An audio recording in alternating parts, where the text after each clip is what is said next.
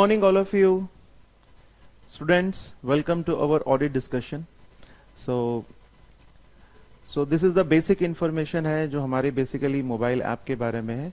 So our mobile application name is Foundation Learning and which is available on Google Play Store. तो आप इसको download कर सकते हैं और जो हमारे इम्पोर्टेंट कोर्सेज हैं like paper F3, F7, F8 and SBR as well as USCM में, इन सभी को जो है आप हमारे गूगल जो मोबाइल ऐप है उसमें आप देख सकते हैं. और आप कुछ उसमें वीडियोस भी हैं, आप उनको देखिए और आपको पसंद आता है तो डेफिनेटली आप इसको सब्सक्राइब कर सकते हैं. And our website is foundationlearning.in and for more details you can contact, this is our contact number 9636621207. So this is the basic information जो कि हमारे एक इंट्रोडक्टरी आप मानिए जैसे कि हमने ये इनिशिएटिव शुरू किया है. So it will be very helpful for you all students. So let's start our audit discussion today. Last class में हमने देखा था कि किस तरीके से जो है हमारा पूरा ऑडिट रिपोर्ट तैयार होता है और ऑडिट रिपोर्ट की समरी हमने लास्ट क्लास में देखी थी. नाउ अब उसी सीरीज में हम आगे बढ़ते हैं. So today's topic is forming an opinion. Basically forming an opinion ये मैंने आपको बताया था, स्टार्टिंग से ही हम लोगों ने डिस्कशन किया था कि एक ऑडिटर का मेन ऑब्जेक्टिव क्या होता है, टू फॉर्म एन ओपिनियन और उस ओपिनियन को अपने ऑडिट रिपोर्ट में रिटन फॉर्म में एक्सप्रेस करना. So there are different types of opinions that basically the auditor forms. तो क्या क्या ओपिनियंस है ये बेसिकली अगर आप देखेंगे स्क्रीन पे आपको दिख रहा है स्लाइड्स में कि ये पूरा टेबुलर फॉर्म में जो है हमने इसको रखा है और ये टेबल बिल्कुल आपकी जो किताब है कापलान वहीं से मैंने इसको उठाया है. So this is the thing. And उसके बाद ये बहुत ही एक अट्रैक्टिव डायग्राम है. तो सबसे पहले स्टूडेंट्स हम क्या करेंगे, इन तीन जो टेबल है और प्लस ये डायग्राम, इनको हम समझने की कोशिश करेंगे. तो ये एक प्रैक्टिकल पर्सपेक्टिव रहेगा. अगर ये चीज आपको समझ में आ जाती है देन उसके बाद इससे रिलेटेड जो थ्योरी पार्ट है फिर हम उसमें जाएंगे ताकि आपको बहुत अच्छे से चीजें समझ में आ सके. तो सबसे पहले हम कोशिश यही करते हैं कि पहले हम इस टेबल को समझने की कोशिश करते हैं. अगर आप देखेंगे बेसिकली जो ऑडिटर जो ऑडिट रिपोर्ट प्रेजेंट करते हैं, ऑडिट रिपोर्ट, अगर हमारा मेन हेडिंग क्या है, ऑडिट रिपोर्ट. ऑडिट रिपोर्ट दो प्रकार की हो सकती है. एक है हमारा अनमॉडिफाइड रिपोर्ट और दूसरा है मॉडिफाइड रिपोर्ट. अब सवाल है स्टूडेंट्स, ये अनमॉडिफाइड रिपोर्ट क्या होता है. सो लास्ट क्लास में हम लोगों ने जो ऑडिट रिपोर्ट के सारे जो कंपोनेंट्स हम लोगों ने पढ़े थे वो सारे कंपोनेंट्स जो है जनरली अनमॉडिफाइड रिपोर्ट में होते हैं. लाइक टाइटल हमने देखा, देन एड्रेसी, हम किसको लिख रहे हैं ये ऑडिट रिपोर्ट, जैसे to the shareholders of company, इस तरीके से. Then next title is the opinion, opinion के बाद बेसिस ऑफ ओपिनियन. एंड जब हम लोग लिखते हैं basis of opinion, that means what type of opinion the auditor is giving here, that is unqualified opinion. Remember students, जब भी यहां पर basis of opinion heading होती है तो वहां पर जो auditor जो opinion दे रहा है वो कौन सी opinion दे रहा है, unqualified opinion. और unqualified opinion का मतलब क्या है, all the financial statements are showing true and fair view. So unmodified report में बेसिकली हमारा टाइटल आ जाता है, address, opinion, basis of opinion, then key audit matters. Key audit matters अभी हमने डिस्कस नहीं किया है, इसको मैं अलग से जो है ISA 701 में हम इसको डिस्कस करेंगे. Then other information we will see in ISA 720. फिर उसके बाद रिस्पॉन्सिबिलिटीज, रिस्पॉन्सिबिलिटीज किसके, ऑडिटर की भी रिस्पॉन्सिबिलिटीज हैं एंड मैनेजमेंट की भी रिस्पॉन्सिबिलिटीज हैं. Then after that signature, date and address. तो ये सारी चीजें हैं, generally all these things are there in the audit report जो कि अनमॉडिफाइड ऑडिट रिपोर्ट होती है, अनमॉडिफाइड. सो कहने का मतलब आप सिंपल टर्म्स में समझिए, अनमॉडिफाइड रिपोर्ट वो रिपोर्ट होती है जिसमें ये सारे हेडिंग्स होते हैं. इसमें अगर आप देखेंगे बेसिस ऑफ ओपिनियन आपका जो हेडिंग रहेगा, इस बेसिस ऑफ ओपिनियन में हम लोग जो है अनक्वालिफाइड ओपिनियन देते हैं. फिर इसके बाद जब हम कहते हैं कि मॉडिफाइड रिपोर्ट, मॉडिफाइड रिपोर्ट का मतलब क्या हुआ कि रिपोर्ट में जो ओरिजिनल रिपोर्ट है उस ओरिजिनल रिपोर्ट में कुछ मॉडिफिकेशंस हुए हैं, कुछ चेंजेस हुए हैं. अब वो चेंजेस दो प्रकार से हो सकते हैं।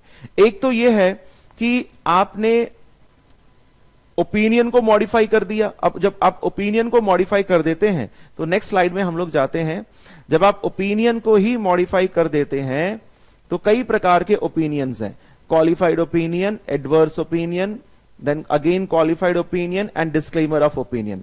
जब हम ओपिनियन को मॉडिफाई करते हैं तो यहां पर जो हमारा हेडिंग रहेगा बेसिस ऑफ ओपिनियन, ये हेडिंग में चेंज हो जाएगा। तो यहां पे हम लोग अगर मान लीजिए क्वालिफाइड ओपिनियन है तो हम क्या लिखेंगे, basis of qualified opinion. Adverse opinion है तो basis of adverse opinion. Disclaimer of opinion है, then we will put here basis of disclaimer of opinion. यानी कि मॉडिफाइड रिपोर्ट वो रिपोर्ट होती है, modified report is that report where we are modifying our opinion. Opinion कितने प्रकार की है, बेसिकली अगर आप यहां पे देंगे क्वालिफाइड, एडवर्स, क्वालिफाइड, डिस्क्लेमर, तो ये चार प्रकार से, मतलब क्वालिफाइड क्वालिफाइड सेम ही हुआ। So basically there are 3 types of opinions that auditor is giving.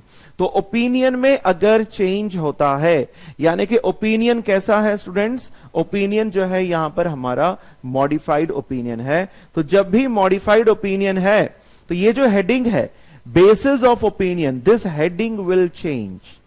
तो यहां पर बेसिस ऑफ ओपिनियन की जगह क्या आएगा, basis of qualified opinion, basis of adverse opinion and bases of disclaimer of opinion, यहां पर जो है ये आ जाएगा। तो क्योंकि हम ओपिनियन को मॉडिफाई कर रहे हैं, ओपिनियन को मॉडिफाई करने के कारण यहां पर जो हमारी हेडिंग है बेसिस ऑफ ओपिनियन, ये मॉडिफाई हो रही है, तो इसलिए हम इसको जो है मॉडिफाइड रिपोर्ट कहते हैं। सो मॉडिफाइड रिपोर्ट का पहला कंडीशन क्या है, जब ऑडिटर अपना ओपिनियन मॉडिफाई करता है, then this heading basis of opinion will be changed, तो ये भी मॉडिफाई हो जाएगा। तो एक तो ये रीजन है कि why we are calling it a modified report. दूसरा सिचुएशन क्या है स्टूडेंट्स, आप ध्यान से देखिए। दूसरे सिचुएशन में ऑडिटर ने ओपिनियन में कोई चेंज नहीं किया है। ओपिनियन क्या, कैसा ओपिनियन गिवन है, अनमॉडिफाइड ओपिनियन। तो यानी कि ये जो बेसिस ऑफ ओपिनियन है, ये वाली हेडिंग चेंज नहीं होगी, ये हेडिंग एज इट इज रहेगी। बेसिस ऑफ ओपिनियन बिल्कुल एज इट इज ही रहेगी। बट अनमॉडिफाइड ओपिनियन में जब basis of opinion as it is रहेगी, पर उसके अलावा कुछ इंपॉर्टेंट जो हेडिंग्स हैं वो आपके ऐड हो जाएंगे, एडिशनल कम्युनिकेशंस। दैट मींस जो हमारा ओरिजिनल ऑडिट रिपोर्ट होता है, उस ओरिजिनल ऑडिट रिपोर्ट में ये सारी चीजें फर्दर ऐड हो जाएंगी। लाइक पहला क्या है, material uncertainty related to going concern. अगर मान लीजिए गोइंग कंसर्न में कोई खतरा है, एंटिटी के गोइंग कंसर्न में कोई अनसर्टेनिटी है, तो उसके बारे में ऑडिटर को अलग से ऑडिट रिपोर्ट में मेंशन करना जरूरी है। और ये बेटा हम लोग पढ़ेंगे एसए ISA 570 में हम इसको देखेंगे, ठीक है ना। So material uncertainty related to going concern, then emphasis of matter, then other matter, ये दोनों emphasis of matter and other matter जो है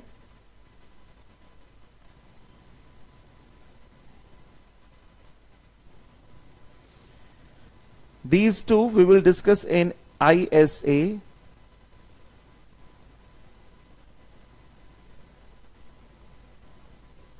706। इन दोनों को हम लोग जो है ISA 706 में इसको हम लोग डील करेंगे। एंड अदर इंफॉर्मेशन अगर आप कुछ और इंपॉर्टेंट पॉइंट्स अगर पुट करते हैं तो उस केस में भी हम कह सकते हैं कि हमारा जो main structure of audit report है उसमें चेंजेस हुए हैं, और जब उसमें चेंजेस हुए हैं तो हमारा ऑडिट रिपोर्ट जो है मॉडिफाइड कहलाएगा। So again I am repeating, वो कौन सी सिचुएशन है, हम कह सकते हैं कि audit report has been modified. Situation number 1, when opinion is modified, जब ओपिनियन को हम मॉडिफाई कर देते हैं। और ओपिनियन कितने प्रकार के हैं, qualified opinion, adverse opinion and disclaimer of opinion. So whenever auditor is changing his opinion, whenever auditor is modifying his opinion, in that case this particular heading, the basis of opinion, will be changed। अब क्योंकि ये basis of opinion change हो रहा है, इसको हम क्या लिखेंगे, basis of qualified, basis of adverse opinion, basis of qualified opinion, basis of disclaimer of opinion. तो इसलिए क्योंकि ये हेडिंग चेंज हो रहा है, then we are calling it a modified report. And दूसरा, अगर ओपिनियन में कोई मॉडिफिकेशन नहीं है, ओपिनियन बिल्कुल जो है अनक्वालिफाइड, अनक्वालिफाइड ओपिनियन अगर गिवन है, that means the financial statements are showing true and fair view. If opinion is unmodified, तो उस सिचुएशन में भी हम ऑडिट रिपोर्ट को मॉडिफाई कर सकते हैं। वो कब? जब आप ये 4 headings, this material uncertainty, that is ISA 570, emphasis of matter paragraph, that is ISA 706, other matter, again it is ISA 706, and other information। तो ये सारी चीजें जब 4 फर्दर हम लोग जब इसमें इंक्लूड कर देंगे, in that case also the report will be called as a modified report। I hope बच्चों आपको ये समझ में आ गया होगा। Now अब नेक्स्ट स्लाइड में हम लोग जाते हैं। Now here अगर आप देखेंगे यहां पर जो मॉडिफाइड ओपिनियन है, इसी को मैंने अगले स्लाइड में मैंने यहां पे दे दिया है, ताकि यहां पे स्पेस कम है तो उसको हम लोग अलग से डील करेंगे, मॉडिफाइड ओपिनियन। अब आप देखिए, there are two situations when the auditor is basically modifying his opinion। Auditor पहले जैसे नॉर्मल सिचुएशन में जब सब कुछ ठीक है तो ऑडिटर क्या बोलेगा? ऑडिटर जो है अनक्वालिफाइड ओपिनियन देगा। अनक्वालिफाइड ओपिनियन यानी कि that means auditor is saying that the financial statements are showing true and fair view। But कुछ ऐसी सिचुएशंस होती हैं जहां पर ऑडिटर जो है अपने ओपिनियन को मॉडिफाई कर देता है, यानी कि ओपिनियन में चेंजेस करता है। वो 2 सिचुएशंस हैं। When the financial statements are materially misstated. Financial statements are materially यानी कि इंपॉर्टेंट, जो बड़े बड़े जो फिगर्स हैं, अमाउंट्स हैं, when financial statements are materially misstated, यानी कि फाइनेंशियल स्टेटमेंट्स में एक प्रकार से बड़ी बड़ी जो गलतियां हैं, कई प्रकार के फ्रॉड्स हुए हैं, एरर्स हुए हैं, उस सिचुएशन में मटीरियली मिसस्टेटेड। एंड दूसरा है auditor unable to obtain sufficient appropriate evidence. पहले केस में तो ऑडिटर को एविडेंस मिल गया कि इस फाइनेंशियल स्टेटमेंट्स में एक मटेरियल मिसस्टेटमेंट है। जैसे हम यहां पर, अब मैं कुछ एग्जांपल्स दे रहा हूं, आप इन एग्जांपल्स को ध्यान में रखिए। फॉर एग्जांपल डायरेक्टर्स, अब जैसे डायरेक्टर्स का जो एक्सपेंडिचर है, एक डायरेक्टर है वो फॉरेन टूर पे चला गया, तो उसका जो भी उसने फॉरेन टूर में जो भी खर्चा किया है, उस पूरे एक्सपेंडिचर को हमने प्रॉफिट एंड लॉस अकाउंट में चार्ज कर दिया। एंटिटी ने ऐसा कर दिया। So basically this is wrong, ऐसा नहीं करना चाहिए।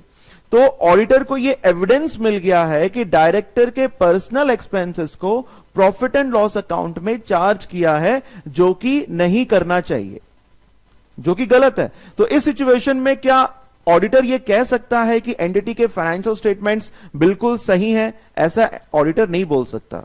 सो ऑडिटर क्या करेगा? इन this situation auditor will issue a qualified opinion। Why auditor is issuing a qualified opinion? Qualified opinion means except director's expenditure, मतलब डायरेक्टर के एक्सपेंडिचर को छोड़ के बाकी सब कुछ ठीक है।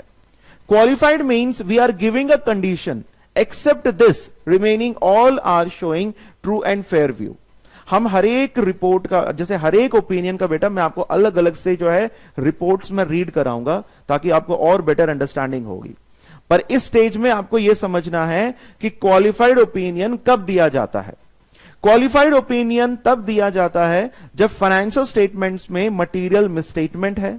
अब उन मटेरियल मिसस्टेटमेंट में एक एग्जांपल है डायरेक्टर्स का एक्सपेंडिचर। जब डायरेक्टर के पर्सनल एक्सपेंडिचर्स को हम प्रॉफिट एंड लॉस अकाउंट में अगर चार्ज कर देते हैं, तो ये कहीं ना कहीं गड़बड़ी है। तो ऑडिटर कभी नहीं कह सकता कि financial statements are showing true and fair view. तो उस सिचुएशन में ऑडिटर क्या बोलेगा?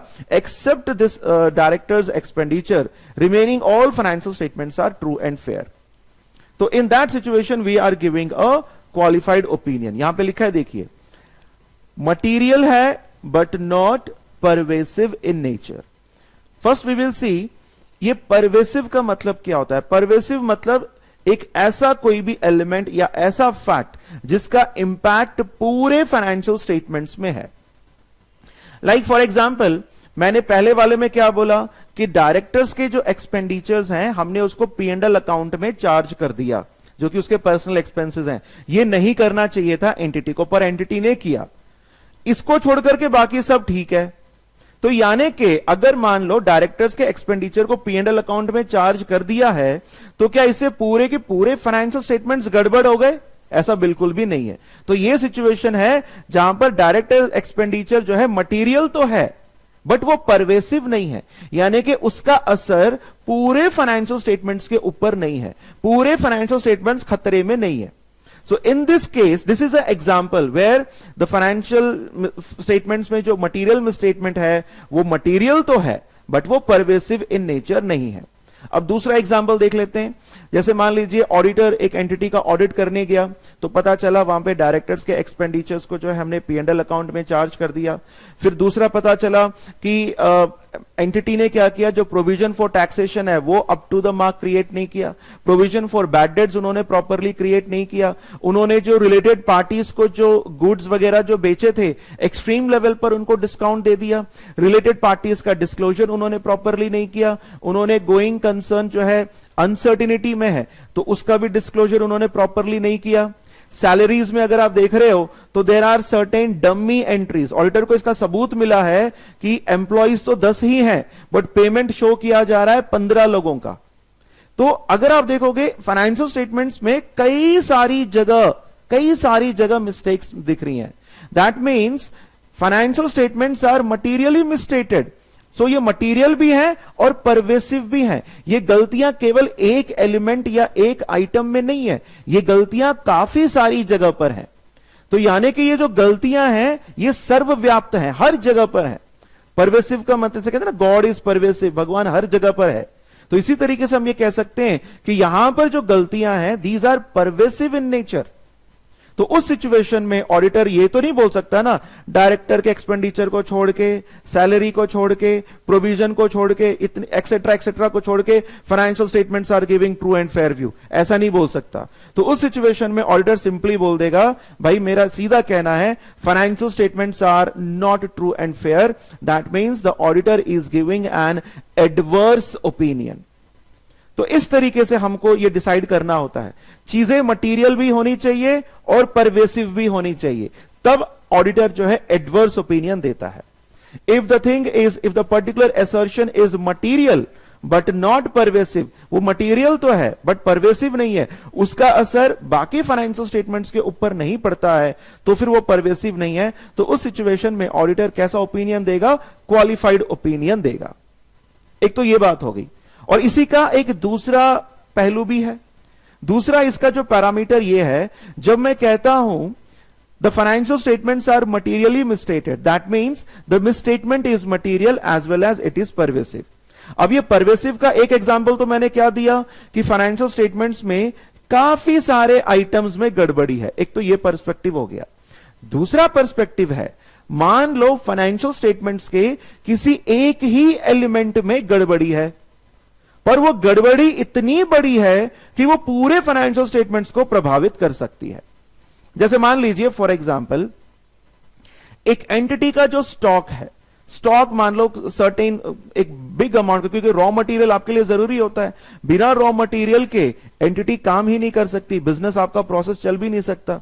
सो पूरे रॉ मटेरियल को जो है हमने कहीं पे स्टोर करके रखा था, and because of some reasons वहां पे जो है कुछ थेफ्ट हो गया या फिर कुछ और ऐसी गड़बड़ी हो गई, या फिर जो है 80% of the stock has been declared as a dead stock.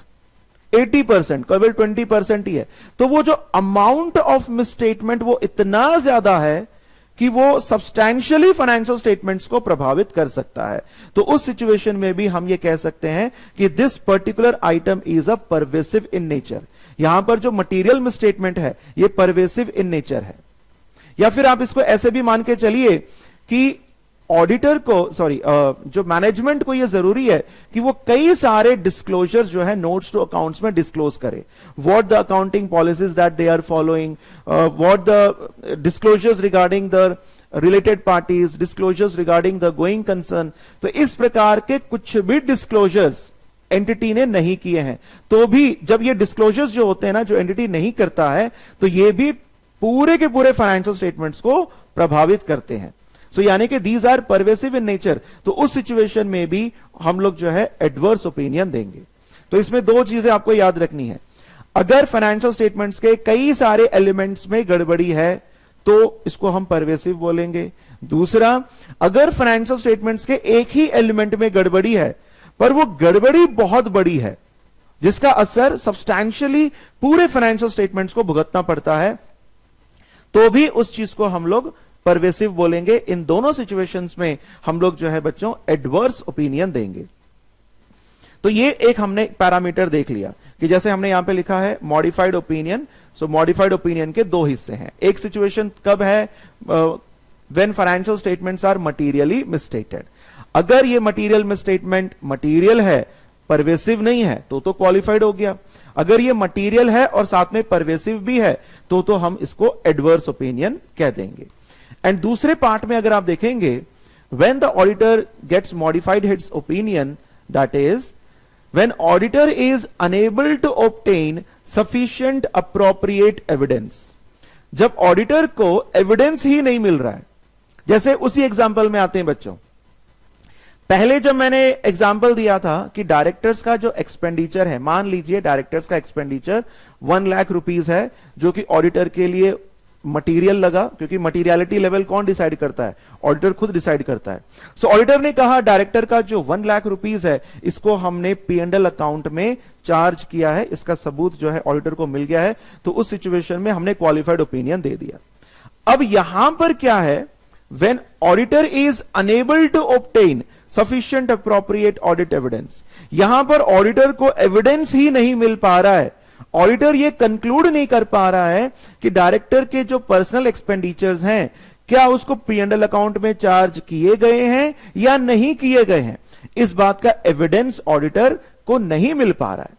तो नहीं मिल पा रहा है तो फिर ऑडिटर क्या बोलेगा, he will give the qualified opinion. Why he is giving the qualified opinion, because that 1 lakh rupees, that is material for the auditor, and auditor is unable to conclude whether that particular expenditure has been charged to the P&L account or not, क्योंकि उसका कोई सबूत auditor को नहीं मिल रहा है। सो वो material भी है बट हां वो परवेसिव नहीं है, क्योंकि ऐसा मान लो अगर डायरेक्टर को सबूत मिल गया कि यस डायरेक्टर्स ऑडिटर को अगर सबूत मिल गया कि डायरेक्टर्स के जो एक्सपेंडिचर्स हैं उनको हमने P&L अकाउंट में चार्ज किया है, तो क्या पूरे के पूरे फाइनेंशियल स्टेटमेंट्स को ये नलिफाई कर सकता है?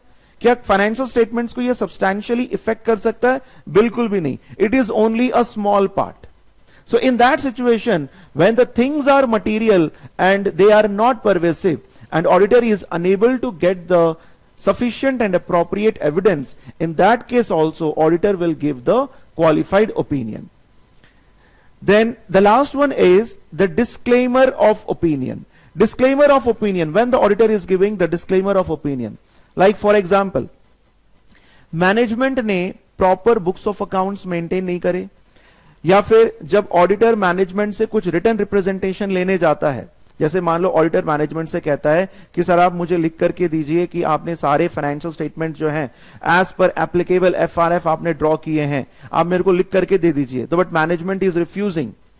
जब ऑडिटर एक्सटर्नल कंफर्मेशन लेने जाता है, लाइक डेटर से, क्रेडिटर से या फिर बैंक अथॉरिटीज से एक्सटर्नल कंफर्मेशन लेने जाता है, तो उस सिचुएशन में ऑडिटर को अलाउ नहीं किया जाता है कि आप जाकर के हमारे डेटर से कंफर्मेशन ले सकते हैं। So here in this situation auditor is basically unable to get the audit evidence, and that is not only for one element but for different elements, but for so many elements.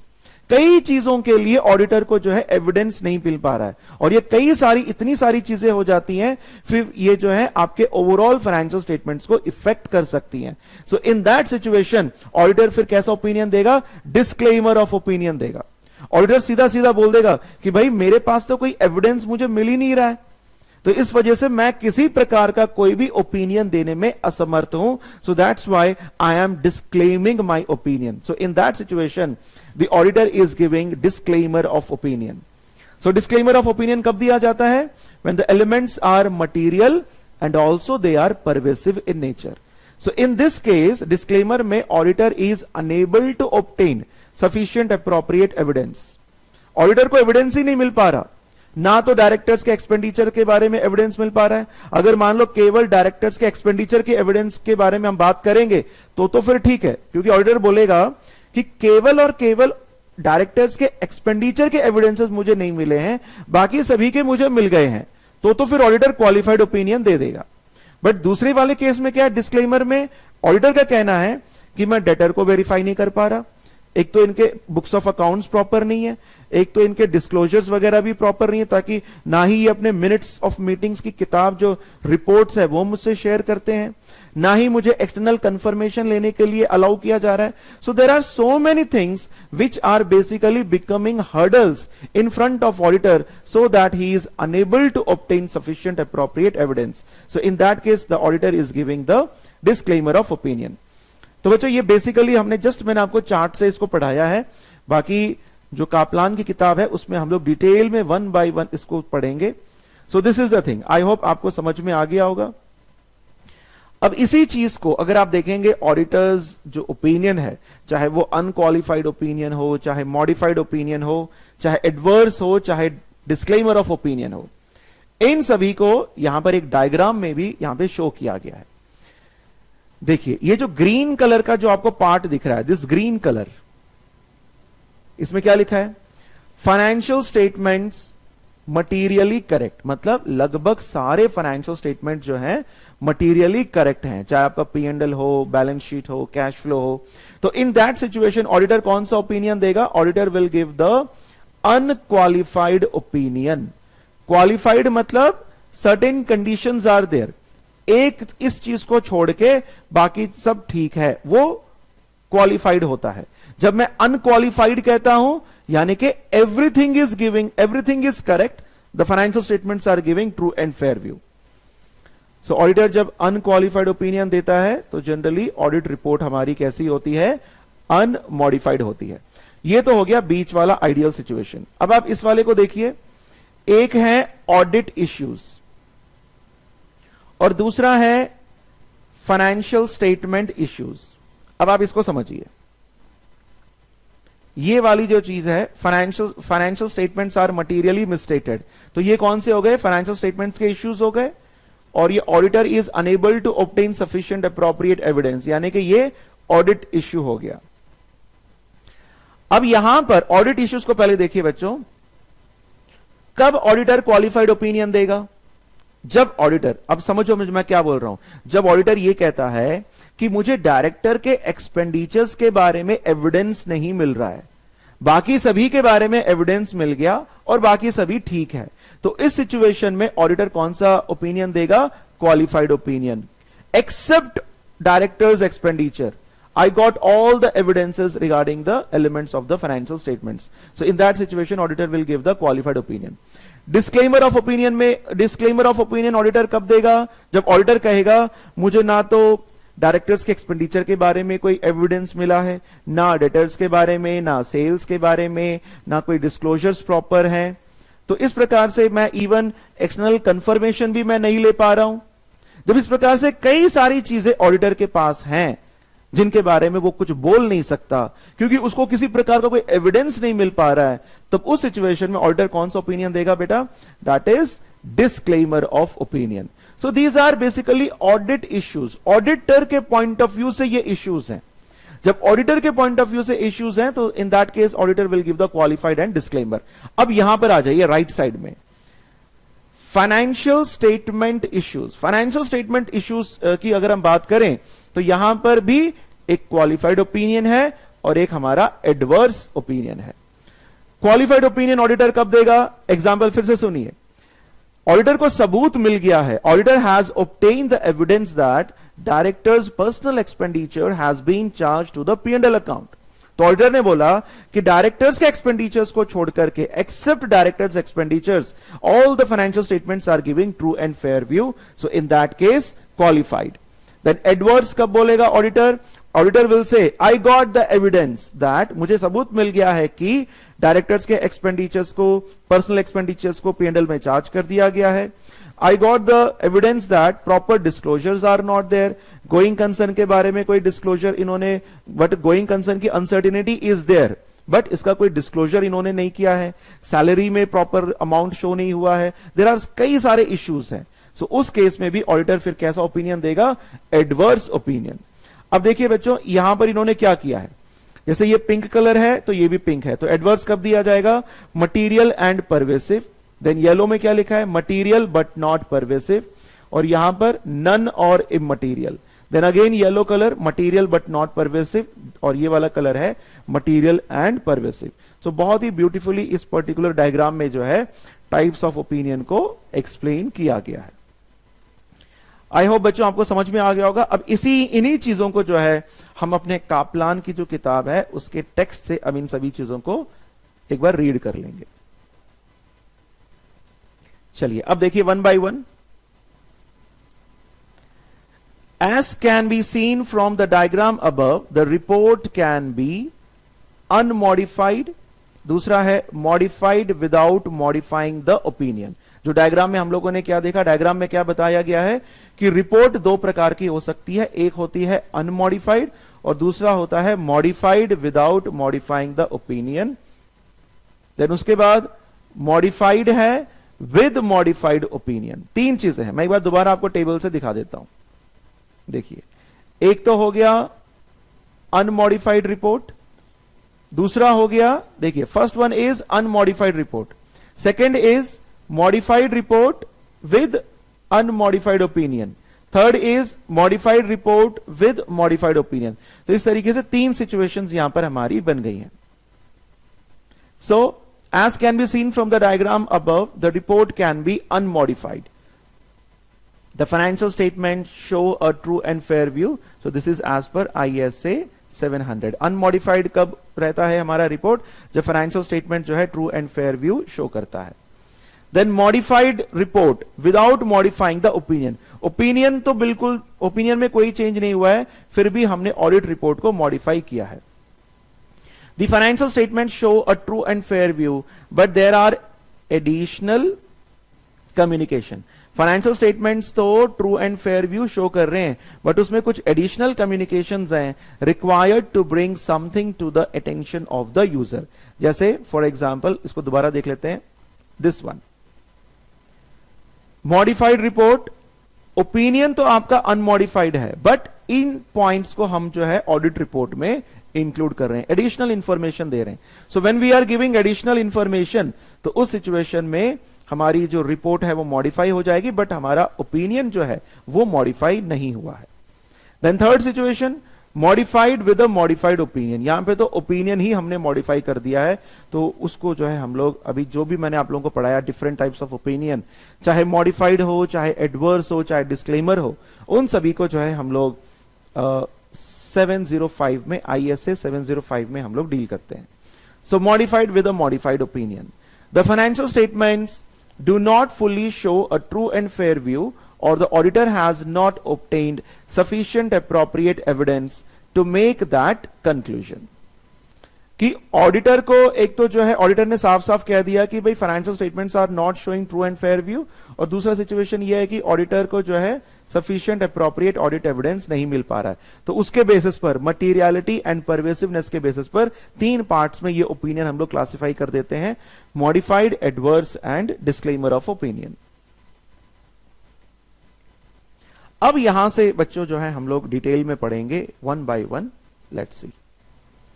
सबसे पहले हमने कहा हमारी report जो है modified report है, the auditor is giving the modified report but with unmodified opinion. But opinion कैसा है? Unmodified opinion. ओपिनियन में कोई चेंज नहीं किया गया है, यानी कि ओपिनियन, कौन सा ओपिनियन दिया गया है? अनक्वालिफाइड कह लो या फिर अनमॉडिफाइड ओपिनियन। तो वो चार चीजें हैं, मैं दोबारा दिखा देता हूं। ये चीजें, मॉडिफाइड रिपोर्ट है, अनमॉडिफाइड ओपिनियन है। तो अनमॉडिफाइड ओपिनियन में कब होगा? जब ये 1 2 3 4 ये चार एलिमेंट्स उसमें इंक्लूड कर दिए जाएंगे। अब आप इसी चीज को, क्योंकि हम उसी टेबल को बार बार हम लोग जो है रिवाइज कर रहे हैं यहां पे, क्योंकि आपकी कापलान किताब में दिखा, तो एक बार मैं जस्ट आपको रीड कर देता हूं। In certain circumstances, auditors are required to make additional communication in auditor's report, even though the financial statements show a true and fair view। कहने का मतलब financial statements are showing true and fair view, financial statements में कोई गड़बड़ी नहीं है, यानी कि ओपिनियन अनक्वालिफाइड ओपिनियन है, बट उसके अलावा कुछ एडिशनल इंफॉर्मेशन है जो ऑडिट रिपोर्ट में हमको शो करनी पड़ेगी। और ये इश्यूज क्या क्या है? पहला है material uncertainty related to going concern. Material uncertainty related to going concern, तो ये हम लोग जो है ISA 570 में डील करेंगे। तो इसमें यह बताया गया है, अभी शॉर्ट में एक लाइन में समझा देता हूं, बाकी इसको हम लोग डिटेल में पढ़ेंगे। अगर ऑडिटर को लगता है कि एंटिटी का गोइंग कंसर्न खतरे में है, यानी कि there is a uncertainty, but अभी नहीं है, फ्यूचर में हो सकता है, तो उस चीज को ऑडिटर जो है डिस्क्लोज कर देगा अपने ऑडिट रिपोर्ट में under the head material uncertainty related to going concern. Now emphasis of matter paragraph, ये हम पढ़ेंगे ISA 706 में। तो इसमें कुछ इंपॉर्टेंट पॉइंट्स हैं, ये मैं वहीं पर डील करूंगा जब इसको पढ़ाऊंगा। Then other matter paragraph, this is in ISA 706। Then उसके बाद है ISA 720, ठीक है ना, the inconsistencies in the other information. The auditor's responsibility relating to other information, it is important to note that these do not impact the wording of the opinion. मतलब ये जो चार चीजें हैं, चाहे material uncertainty related to going concern हो, चाहे emphasis of matter हो, या फिर अदर मैटर हो, या फिर अदर इंफॉर्मेशन हो, इन चारों हेडिंग्स को ऑडिट रिपोर्ट में इंक्लूड करने के कारण जो हमारा ओपिनियन का जो सेक्शन है उसमें कोई चेंज नहीं होगा, यानी कि इनके कारण ओपिनियन में किसी प्रकार की कोई चेंजेस नहीं होंगी। And do not constitute either a qualified adverse और डिस्क्लेमर ऑफ ओपिनियन। तो अल्टीमेटली कहने का वही मतलब है कि ओपिनियन में किसी प्रकार का कोई चेंज नहीं होगा। तो इन चारों को इंक्लूड करने से हम रिपोर्ट को मॉडिफाइड क्यों कह रहे हैं, क्योंकि ओरिजिनल ऑडिट रिपोर्ट में ये चार पॉइंट्स नहीं है, क्योंकि मैं इनको ऐड कर रहा हूं, इट इज एडिशनल इंफॉर्मेशन, तो मेरे ऑडिट रिपोर्ट का फॉर्मेट चेंज हो गया, सो that's why I am calling it a modified report. The next one is the modified report with modified opinion.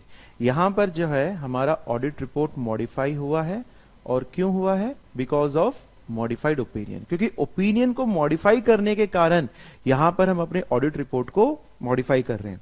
और पीछे कौन सा केस हमने देखा था, modified report with unmodified opinion. यहां पर हम रिपोर्ट को मॉडिफाई तो कर रहे हैं, पर ओपिनियन में कोई मॉडिफिकेशन नहीं है, तो फिर हमारी रिपोर्ट कैसे मॉडिफाई हुई, because of these 4 additional information. So modified report with modified opinion. अब यहां पर हम लोग जो है ओपिनियन को मॉडिफाई कर रहे हैं। ओपिनियन को कैसे मॉडिफाई करते हैं, हमने अभी जस्ट मैंने टेबल में आपको दिखाया था कि 3 प्रकार के उसमें ओपिनियन है। एक हमारा क्वालिफाइड ओपिनियन है, एडवर्स ओपिनियन है, एंड डिस्क्लेमर ऑफ ओपिनियन है। सो वन बाय वन इन सभी चीजों को हम लोग जो है देखेंगे। सो heading is modifications to audit opinion. The auditor may decide they need to modify the opinion when they conclude that। Auditor तब डिसाइड करेंगे जब वो ये कंक्लूड करेंगे कि वो अपने ओपिनियन को मॉडिफाई करें। First point, based upon the evidence obtained. Based upon the evidence obtained मतलब ऑडिटर को एविडेंस मिल गया है। क्या मिल गया है, the financial statements as a whole are not free from material misstatements. कि फाइनेंशियल स्टेटमेंट जो है पूरी तरीके से फ्री फ्रॉम मटेरियल मिसस्टेटमेंट नहीं है, मतलब पूरी तरीके से उनमें गड़बड़ियां नहीं है। कहने का मतलब देयर आर सर्टेन फ्रॉड या एरर उसमें है। Financial statements are not free from material misstatement. This is where the client has not complied with the applicable financial reporting framework. इसका मतलब क्या है, अगर मान लो अगर फाइनेंशियल स्टेटमेंट्स में कुछ भी गड़बड़ी है, इसका स्ट्रेट अवे क्या मतलब निकलता है, क्लाइंट हैज, इसका मतलब निकलता है the client has not complied with the applicable financial reporting framework, कि क्लाइंट ने एफआरएफ को फॉलो नहीं किया है। अगर फाइनेंशियल स्टेटमेंट्स में किसी प्रकार का गड़बड़ी है, if I say financial statements are not free from material misstatements, that means that the client has not complied with the applicable FRF. Client FRF को फॉलो नहीं कर पा रहा है। क्योंकि देखिए, किसी भी गड़बड़ी को हम directly any kind of material misstatement उसको हम लोग एफआरएफ से जोड़ सकते हैं। कि एग्जांपल ले लेते हैं कि एंटिटी में कुछ फ्रॉड्स हो रहे हैं, जैसे हम लोग वैसे तो physically there are only 10 employees, but books of accounts में हम शो कर रहे हैं 15 एम्प्लॉइज को हम सैलरी दे रहे हैं। तो वो जो 5 का जो है मतलब एक्स्ट्रा, वो तो डमी फिर एंट्रीज हो गई। क्या एफआरएफ आपको ये इजाजत देता है कि आप डमी एंट्रीज लिखो? बिल्कुल भी नहीं। एफआरएफ क्या कहता है, जब चीजें होती हैं, जब ट्रांजैक्शंस होते हैं, तभी उनको रिकॉर्ड करना चाहिए। आपने विंडो ड्रेसिंग करने के लिए सेल्स रिकॉर्ड कर लिया, जो कि एक डमी सेल्स, एक्स्ट्रा सेल्स आपने रिकॉर्ड कर लिया, तो this is also against the FRF. तो यानी कि अगर फाइनेंशियल स्टेटमेंट्स में एक छोटा सा भी फ्रॉड है, दैट मींस कि एफआरएफ को फॉलो नहीं किया गया है। अगर क्लाइंट एफआरएफ को फॉलो करता है, इसका मतलब सब कुछ ठीक चल रहा है। और एफआरएफ मैंने फर्स्ट क्लास में हम लोगों ने डिस्कस किया था, एफआरएफ का मतलब क्या है, the applicable act as well as IFRS के जो स्टैंडर्ड्स है हमारे, उन सभी को फॉलो करना है। तो इसमें अब पढ़ के देखिए दोबारा इसको। Based upon the evidence obtained, the financial statements as a whole are not free from material misstatements. Auditor को ये एविडेंस मिल गए हैं कि फाइनेंशियल स्टेटमेंट जो है पूरे के पूरे फ्री नहीं है फ्रॉम मटेरियल मिसस्टेटमेंट्स, यानी कि certain misstatements are there. So this is where the client has not complied with the applicable financial reporting framework. तो इस बेसिस पर हम ये कह सकते हैं कि क्लाइंट ने एफआरएफ को फॉलो नहीं किया है। देन दूसरा पॉइंट है, they have been unable to gather. पहले केस में देखिए, दो चीजें मैं आपको दोबारा बता देता हूं। ये डायग्राम देखिए, एक तरफ है फाइनेंशियल स्टेटमेंट इश्यूज, यानी कि ऑडिटर को एविडेंस मिले हैं कि financial statements are not completely free from material misstatement. दूसरा इश्यू क्या है, ऑडिटर का इश्यू। इन दोनों इश्यूज के कारण ऑडिटर अपनी ऑडिट रिपोर्ट को मॉडिफाई करता है, ठीक है ना। तो वही चीजें हम लोग यहां पे पढ़ रहे हैं, पढ़ चुके हैं, उसी को दोबारा दोबारा हम लोग जो है पढ़ रहे हैं यहां पे। सो ये तो हमने पढ़ लिया। Now they have been unable, तो ये ऑडिट इश्यूज हैं, ये ऑडिट इश्यूज, ऑडिट के तरफ से हैं ये इश्यूज, ऑडिटर की पॉइंट ऑफ व्यू से। They have been unable to gather sufficient appropriate evidence to be able to conclude that the financial statements as a whole are free from material misstatement. कहने का मतलब auditor is enable, auditor जो है असक्षम है, मतलब auditor को सबूत नहीं मिल रहे हैं। Auditor is unable to get the appropriate evidence so that he can say, auditor को सबूत नहीं मिल रहा है कि वो ये कह सके कि फाइनेंशियल स्टेटमेंट्स में कोई गड़बड़ी नहीं है। क्योंकि सीधी सी बात है बेटा, जब भी ऑडिटर कहता है कि फाइनेंशियल स्टेटमेंट्स में कोई गड़बड़ी नहीं है, इसका क्या मतलब हुआ, उसको कोई एविडेंस मिला होगा। बट यहां पर हम क्या कह रहे हैं कि ऑडिटर को कोई एविडेंस नहीं मिला, यानी कि कंप्लीट एविडेंसेस नहीं मिले, जिसके बेसिस पर ऑडिटर ये बोले कि financial statements are free from material misstatement. This is evidence the auditor would expect to exist to support the figures in the financial statements. तो ऑडिटर का ये मानना है कि भाई अगर मैं कुछ भी बोलूं तो I am expecting certain type of evidences. मेरे पास अगर एविडेंसेस हैं तभी तो मैं बोल सकता हूं कि फाइनेंशियल स्टेटमेंट्स में जो फिगर्स गिवन है वो ट्रू है। तो बट यहां पर ऑडिटर को सबूत ही नहीं मिल पाता, he is unable to get the evidence. Now next point is, the nature of the modification depends upon whether the auditor considers the matter to be material but not pervasive. अब ये तीन चीजें मैंने आपको बताई हैं बच्चों, material but not pervasive, material and pervasive. material है but pervasive नहीं है, तो कौन सा ओपिनियन है, क्वालिफाइड ओपिनियन है। अगर मान लीजिए मटीरियल है और साथ में परवेसिव भी है, तो कौन सा ओपिनियन है, अभी जस्ट डिस्कस किया था, बताओ बच्चों कौन सा ओपिनियन है। एक है एडवर्स ओपिनियन, दूसरा है disclaimer of opinion. Material but not pervasive qualified, material and pervasive adverse, या फिर डिस्क्लेमर ऑफ ओपिनियन। चलिए आप इनको आगे देखते हैं। अब यहां पे आपको सारी चीजें बता रखी हैं, अब आप थोड़ा सा चीजें वही है, मैं इसको दोबारा रिवाइज ही करा रहा हूं आप लोगों को, क्योंकि टेबल पे तो मैंने आपको एग्जांपल्स के साथ मैंने आपको बता दिया था। देखिए, मटीरियल बट नॉट परवेसिव, जो मिसस्टेटमेंट है फाइनेंशियल स्टेटमेंट्स में, जो मिसस्टेटमेंट है वो मटीरियल है पर वो परवेसिव नहीं है। परवेसिव मतलब जिसका इफेक्ट पूरे फाइनेंशियल स्टेटमेंट्स के ऊपर नहीं है। जैसे डायरेक्टर्स का पर्सनल एक्सपेंडिचर P&L अकाउंट में चार्ज किया गया, तो except that remaining all are true and fair. So in this situation, when items are material but not pervasive, in this situation, the auditor will give the qualified opinion. फिर आगे लिखा है, first point देखिए, if the misstatement or lack of sufficient appropriate evidence is material, but not pervasive, a qualified opinion will be issued. यानी कि जो misstatement auditor को मिला है, ऑडिटर को फाइनेंशियल स्टेटमेंट्स में जो गड़बड़ी मिली है वो मटेरियल तो है बट वो परवेसिव नहीं है, तो हम क्वालिफाइड ओपिनियन देंगे. या फिर दूसरा, lack of sufficient appropriate evidence, कि ऑडिटर को एक पर्टिकुलर एलिमेंट, जैसे मान लीजिए सेल्स है, सेल्स जो है अमाउंट शो किया गया है फाइनेंशियल स्टेटमेंट्स में, but auditor is unable to get the evidence so that he can say the sales are correct, but बाकी सभी के एविडेंसेस मिले हैं. तो इस सिचुएशन में भी ऑडिटर कैसा ओपिनियन देगा? क्वालिफाइड ओपिनियन, क्योंकि मटेरियल तो है बट वो परवेसिव नहीं है, उसका असर सभी फाइनेंशियल, पूरे फाइनेंशियल स्टेटमेंट्स के ऊपर नहीं है. This means that the matter is material to the area of the financial statements affected, but does not affect the remainder of the financial statements. जैसे डायरेक्टर्स का जो जो एक्सपेंडिचर था, पर्सनल एक्सपेंडिचर, वो वहीं तक मटेरियल है but does not affect the reminder of financial statements, but वो पूरे फाइनेंशियल स्टेटमेंट्स को अफेक्ट नहीं कर रहा है. सो यानी कि it is material but not pervasive. तो इस सिचुएशन में जब भी हम लोग ओपिनियन अपना लिखते हैं, रिपोर्ट में कैसे लिखेंगे? Except for this matter the financial statements give true and fair view. तो इस तरीके से ऑडिटर जो है अपनी रिपोर्ट लिखता है. क्वालिफाइड ओपिनियन में हम लोग क्या लिखेंगे? Except for this matter, except for this directors expenditure, except for this sales, the financial statements give a true and fair view. बाकी सब ट्रू एंड फेयर व्यू दिखा रहे हैं.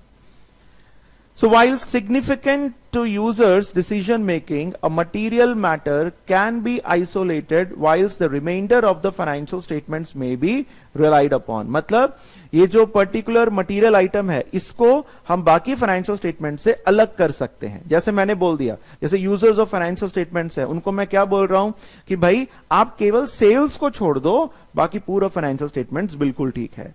आप केवल और केवल डायरेक्टर्स के जो पर्सनल एक्सपेंडिचर्स है उनको छोड़ दो, बाकी सारी चीजें बिल्कुल ठीक है. तो इस तरीके से हम जो है अपना स्टेटमेंट यहां पे लिखेंगे. नाउ नेक्स्ट हमारा मतलब है मटीरियल एंड परवेसिव. अगर कोई आइटम फाइनेंशियल स्टेटमेंट्स में वो मटीरियल भी है और साथ में परवेसिव भी है. अब परवेसिव का मतलब क्या है? Let's see.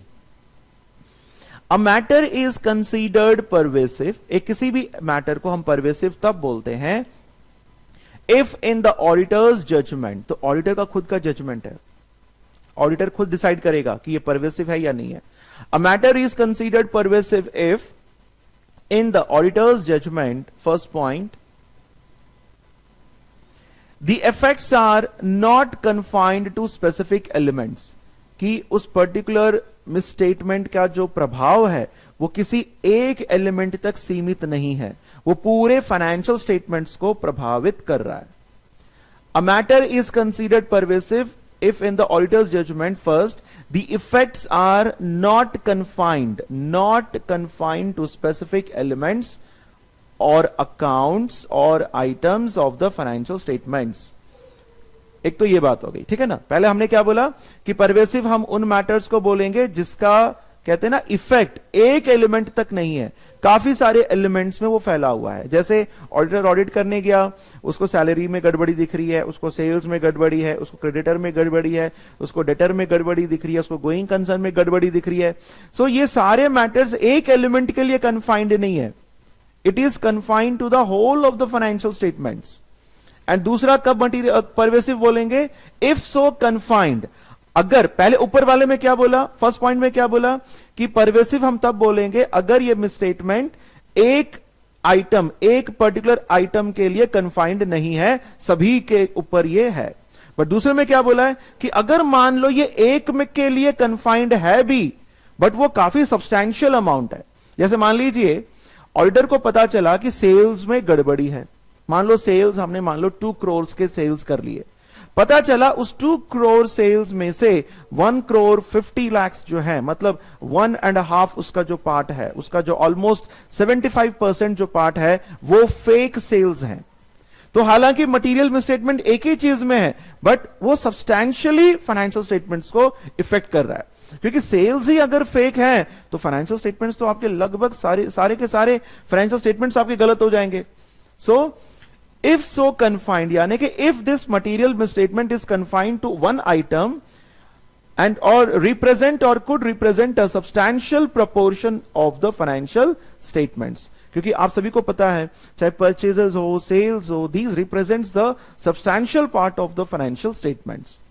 So in situation में हम उस particular चीज को pervasive कहेंगे. And third point is in relation to disclosures are fundamental to users understanding of the financial statements. It is the duty of the management to make the proper disclosures regarding the financial statements as a notes to account, so that the users of financial statements will be able to understand the financial statements in a proper manner.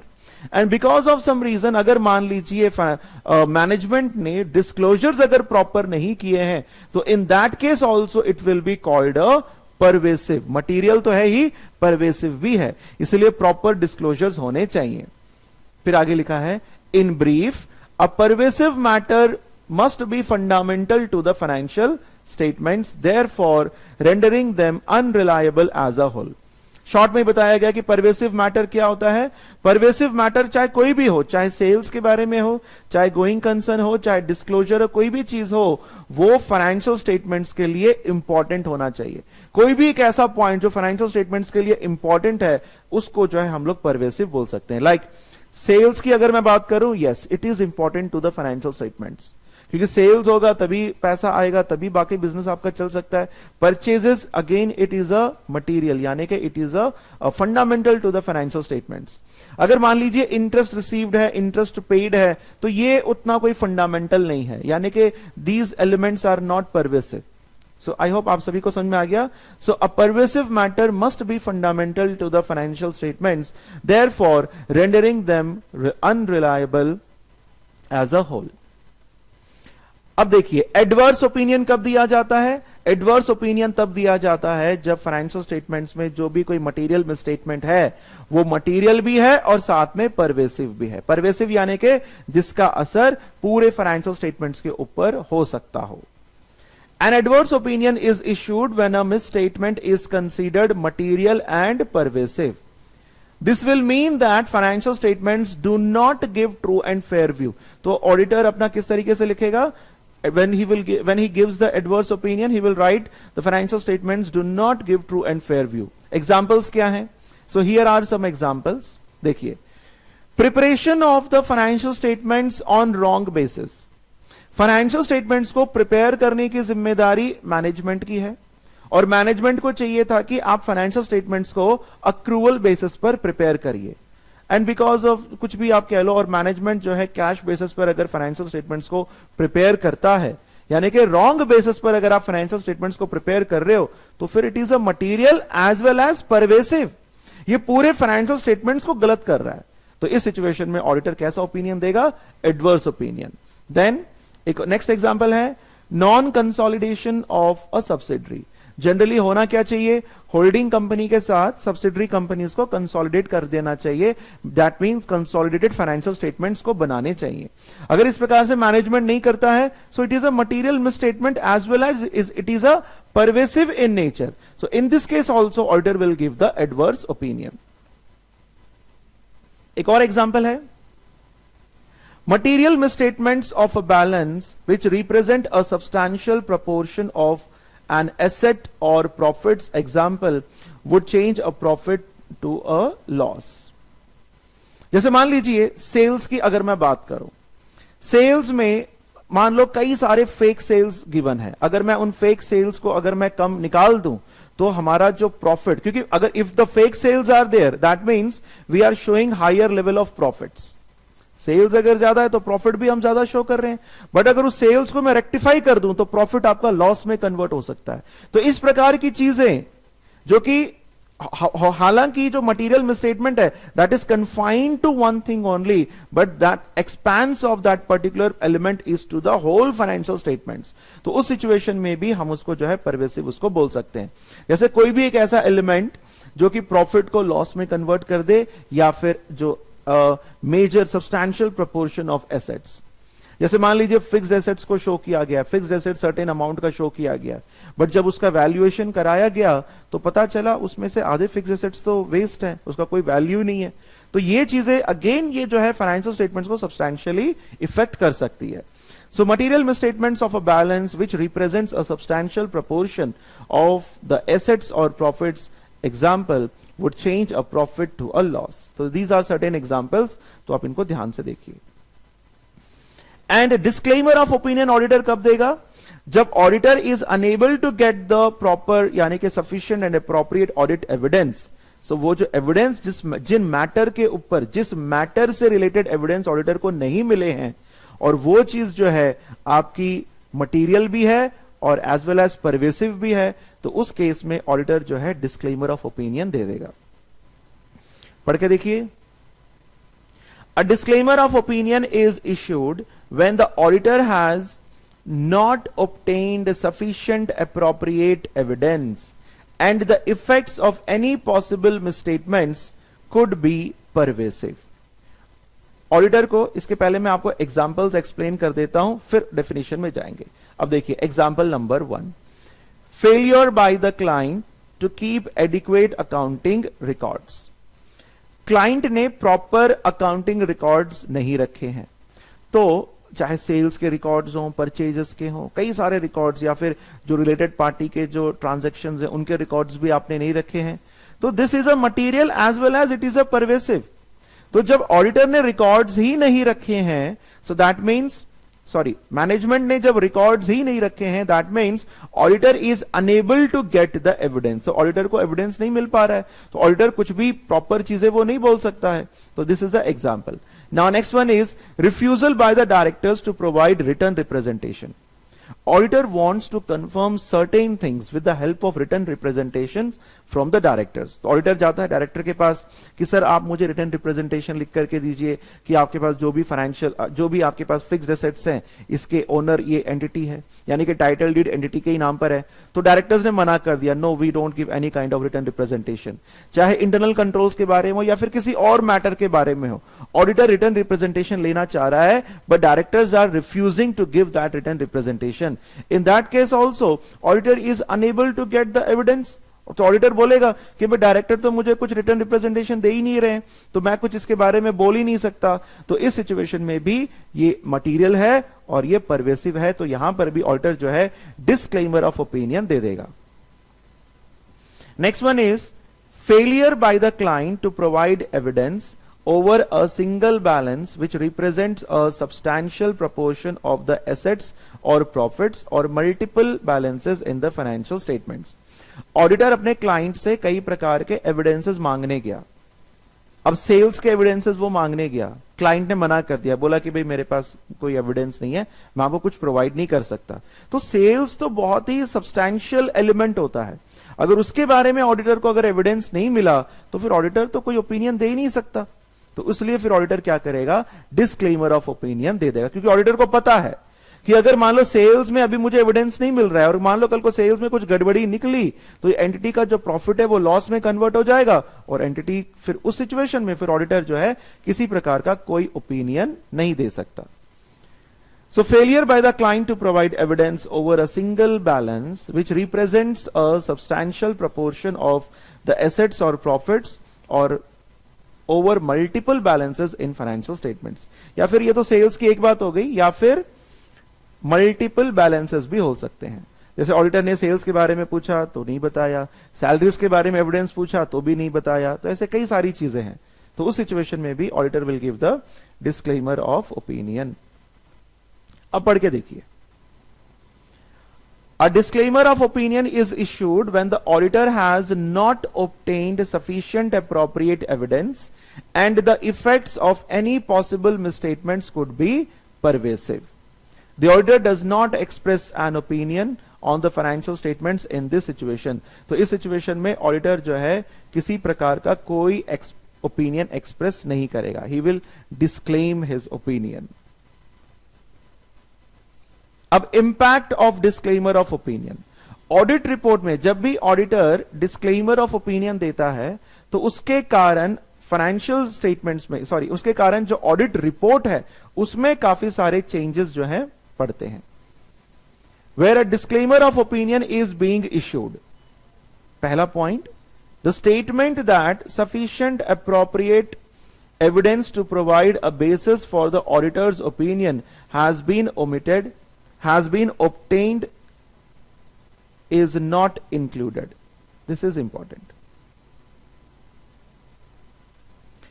अगर मान लीजिए auditor disclaimer of opinion दे रहा है, if auditor is giving disclaimer of opinion, तो इस situation में आपको याद है कि एक पर्टिकुलर पॉइंट हम लोगों ने पढ़ा था कि ओपिनियन में कि auditor has got sufficient appropriate audit evidence, तो ये वाली बात हम नहीं लिखेंगे, क्योंकि ऑडिटर यहां पे कैसा ओपिनियन दे रहा है, he is disclaiming his opinion. Auditor कह रहा है कि मैं इस एंटिटी के बारे में कुछ भी नहीं बोल सकता, तो फिर ये वाला स्टेटमेंट आप लिख ही नहीं सकते।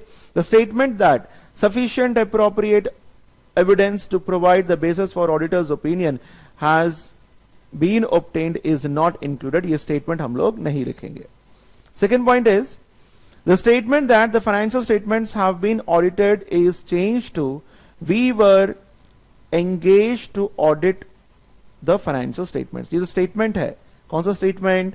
The financial statements have been audited, इसको हम किस में convert कर देंगे? इसमें we were engaged to audit the financial statements, क्योंकि the reason is यहां पर आप ये वाली बात बोल ही नहीं सकते, the financial statements have been audited, आप audited वाला वर्ड यूज कर ही नहीं सकते क्योंकि यहां पर आपको एविडेंसेस ही नहीं मिले हैं, बट आप ये वाला लाइन यूज करेंगे, ये वाला statement, we were engaged in audit of financial statements, we were, हम कर रहे थे बट हमें सबूत नहीं मिला, इस तरीके से। और इन सभी के मैं आपको रियलिस्टिक के जो ऑडिट रिपोर्ट्स हैं वो भी मैं आपको दिखाऊंगा कि जब डिस्क्लेमर ऑफ ओपिनियन होता है तो किस तरीके से स्टेटमेंट्स में चेंजेस आ जाते हैं। नेक्स्ट पॉइंट, और क्या असर पड़ेगा इसका? The statements regarding the audit being conducted in accordance with ISAs and independence and other ethical responsibilities are positioned within the auditor's responsibility section rather than the basis for disclaimer of opinion section। तो ये सारी बातें अगर आप देखोगे basis for disclaimer opinion section में इसको हम लोग नहीं लिखेंगे, रादर इन सबको हम लोग कहां पे लिखेंगे? ऑडिटर्स रेस्पॉन्सिबिलिटी सेक्शन में ही इसको लिखेंगे। तो ये भी जो है मैं आपको ऑडिट रिपोर्ट में दिखाऊंगा किस, जब बेसिस फॉर डिस्क्लेमर ओपिनियन दिया जाता है, डिस्क्लेमर ओपिनियन दिया जाता है, तो किस तरीके से इन स्टेटमेंट्स पॉइंट्स में भी चेंजेस हो जाते हैं। And the last one is the key audit matters section is not included. This is the very important point, जो कि अगर ऑडिटर डिस्क्लेमर ऑफ ओपिनियन देता है तो उस सिचुएशन में ऑडिट रिपोर्ट में की ऑडिट मैटर वाला सेक्शन नहीं आएगा, क्योंकि यहां पर ऑडिटर इस तरीके से कोई चीज, क्योंकि की ऑडिट मैटर्स वो होते हैं जिनके बेसिस पर ऑडिटर जो है जनरली ओपिनियन फॉर्म करता है, तो यहां पर तो ऑडिटर किसी प्रकार का ओपिनियन फॉर्म ही नहीं कर रहा है, तो इसलिए हम की ऑडिट मैटर्स के बारे में भी नहीं लिखेंगे। एक बार रीड करके देखिए, the key audit matters section is not included in the report as to do so would suggest the financial statements are more credible in relation to those matters which would be inconsistent with the disclaimer of opinion on the financial statements as a whole। क्योंकि जिनके basis पर auditor generally financial statements को credible declare करता है वो basis उसके पास आज नहीं है, क्योंकि ऑडिटर जो है he is disclaiming the opinion, जिन पॉइंट्स के बेसिस पर वो ओपिनियन देता था आज वो पॉइंट्स ही उसके पास नहीं है, तो इसलिए हम की ऑडिट मैटर्स को भी इंक्लूड नहीं करेंगे।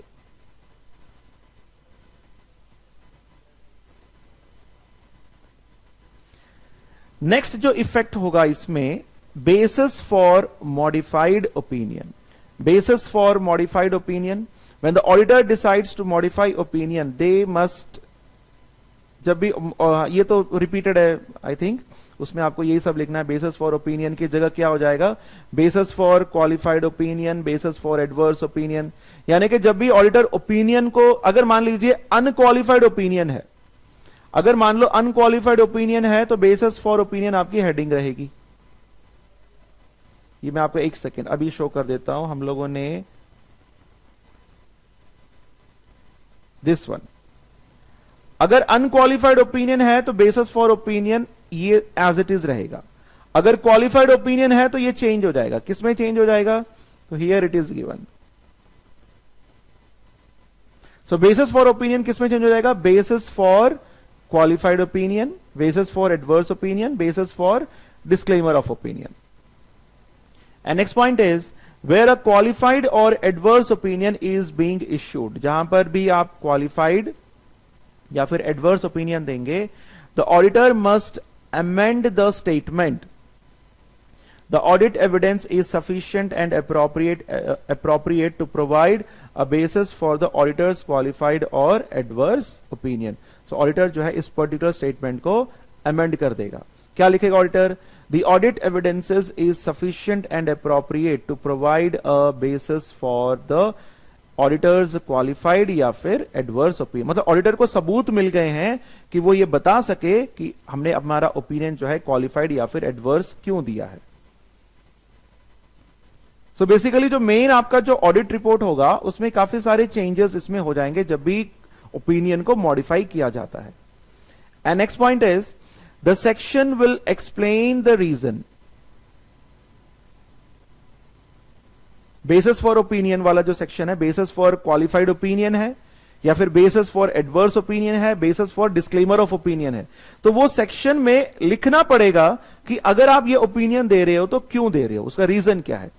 The section will explain the reason why the opinion is modified. Example, which balances are misstated, कौन से balances में गड़बड़ी है, which disclosures are missing, कौन से disclosures missing है या फिर inadequate है, which balances the auditor was unable to obtain sufficient appropriate audit evidence over and why, और कौन कौन से balances में auditor को sufficient appropriate evidence नहीं मिल पाया है.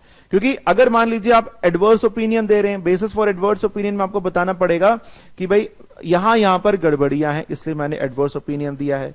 अगर आप डिस्क्लेमर ऑफ ओपिनियन दे रहे हैं तो आपको यह भी बताना पड़ेगा कि ये वो अमाउंट्स हैं जहां पर I am unable to obtain sufficient and appropriate audit evidence. Next point is if possible a quantification of the financial effect of modification will be included. quantification यानी कि जितने का भी जो घपला हुआ है यानी कि जो एरर है उसको क्वांटिटी यानी कि अमाउंट भी हम लोग जो है यहां पे मेंशन कर देंगे इसी पैराग्राफ में. Now last point is if the material misstatement relates to narrative disclosures, an explanation of how the disclosures are misstated should be included. अगर मान लीजिए किसी डिस्क्लोजर्स तो किया है बट वो प्रॉपर नहीं किया है तो उसके बारे में भी आपको जो है बेसिस फॉर एडवर्स ओपिनियन या डिस्क्लेमर ऑफ ओपिनियन में लिखना पड़ेगा कि डिस्क्लोजर्स अगर प्रॉपर नहीं किए हैं तो किस तरीके से करना चाहिए. और in case of omitted disclosures, और जहां पर डिस्क्लोजर्स करे ही नहीं है तो वहां पर कौन कौन से डिस्क्लोजर्स करने चाहिए थे वो सारी चीजें आपको बतानी पड़ेंगी. अगर डिस्क्लोजर किया है ठीक से नहीं किया है तो कैसे करना चाहिए ये बताएंगे. अगर डिस्क्लोजर किया ही नहीं है तो कौन कौन से डिस्क्लोजर्स नहीं किए हैं वो भी आपको जो है बताना पड़ेगा. तो ये सारी कुछ चीजें हैं स्टूडेंट्स जो कि इंपॉर्टेंट है. तो आपको करना क्या है, एक बार जैसे ही आप ये वीडियो स्टार्टिंग से देखेंगे, सबसे पहले जो मैंने आपको बताया है ये जो टेबल के बारे में आप इसको थॉरोली समझिए. एक नहीं तो 2 बार जो है ये पर्टिकुलर सेक्शन आप देखिए, फिर उसके बाद जो है सिस्टमैटिकली कम से कम 2 बार आप इसको अपनी कापलान की जो टेक्स्ट बुक है उससे आप इसको रीड कर सकते हैं या फिर आप स्लाइड से भी इसको जो है थॉरोली रीड कर सकते हैं. तो एक बार अगर आप इसको रीड करेंगे तो डेफिनेटली आई होप आपको किसी प्रकार का कोई डाउट नहीं होगा. परवेसिव, यहां पे इंपॉर्टेंट पॉइंट यही है कि परवेसिव का मतलब क्या होता है, मटेरियल का सो डिस्क्लेमर कब दिया जाता है, एडवर्स कब दिया जाता है और किस से क्या क्या चेंजेस जो है ऑडिट रिपोर्ट में होती हैं, ये सारी चीजें इंपॉर्टेंट है. चलिए, सो आज के लिए इतना ही students. Remaining we will do tomorrow. Thank you.